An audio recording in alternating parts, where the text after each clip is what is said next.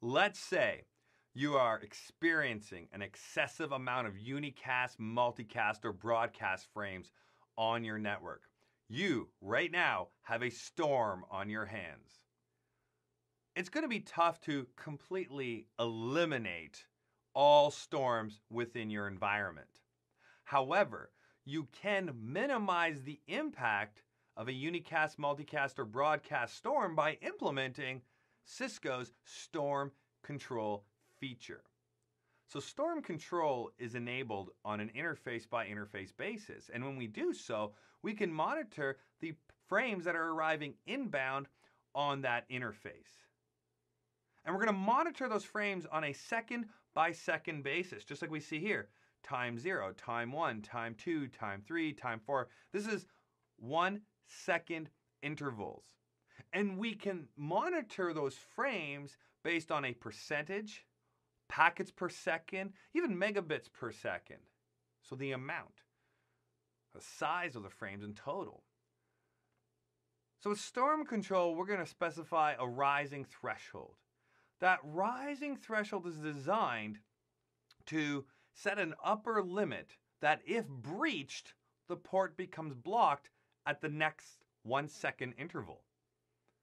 And that port will not automatically become unblocked until the falling threshold, the lower threshold, is breached. And once that occurs, then at the next second interval, we are unblocked.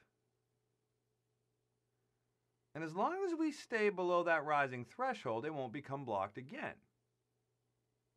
Doesn't mean we have completely eliminated a storm, but we are reducing the size of the storm or the ramifications that the storm might have on the network. You can also take some additional actions when that rising threshold is breached. You can shut down that specific port where the storm is arriving inbound. And it's placed into the air disabled state.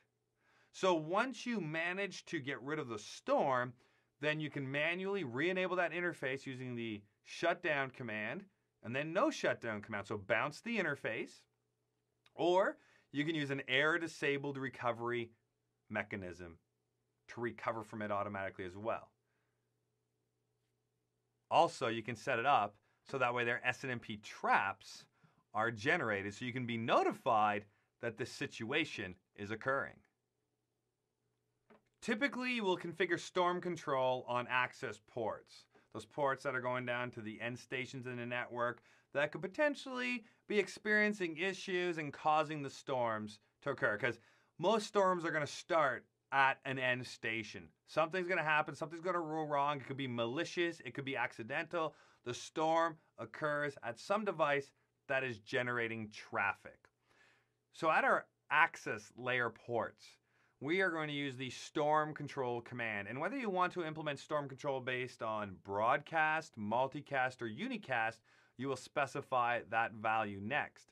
And then you need to specify the rising threshold and the lower threshold. Now, the lower threshold is optional, and the rising threshold is mandatory. So you have to specify the upper value, but you don't have to specify the lower value. If you don't specify the lower value, it will equal the upper threshold.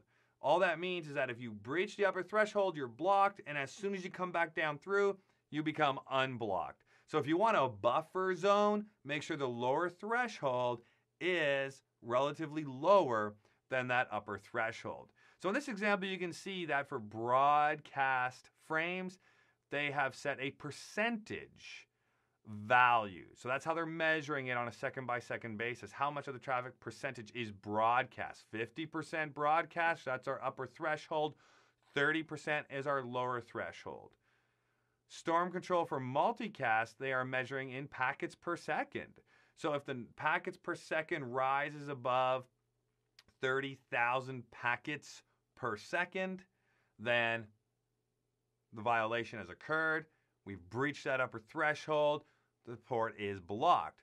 Once we get back down below 20,000 packets per second multicast-wise, then the port becomes unblocked. From a unicast standpoint, They're doing it in bits per second at 30 M, meaning 30 megabits per second.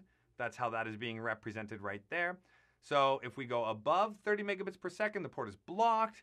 If you go back down below 30 megabits per second, notice there is no lower threshold specified here. So as soon as we come back down below 30 megabits per second, that port will be unblocked. And then the additional options we have, we can shut down that interface, put it in the air disabled state if this violation occurs, and we can send a trap. This is an SNMP trap that will be set when the storm control feature is triggered because of one of these upper thresholds being breached.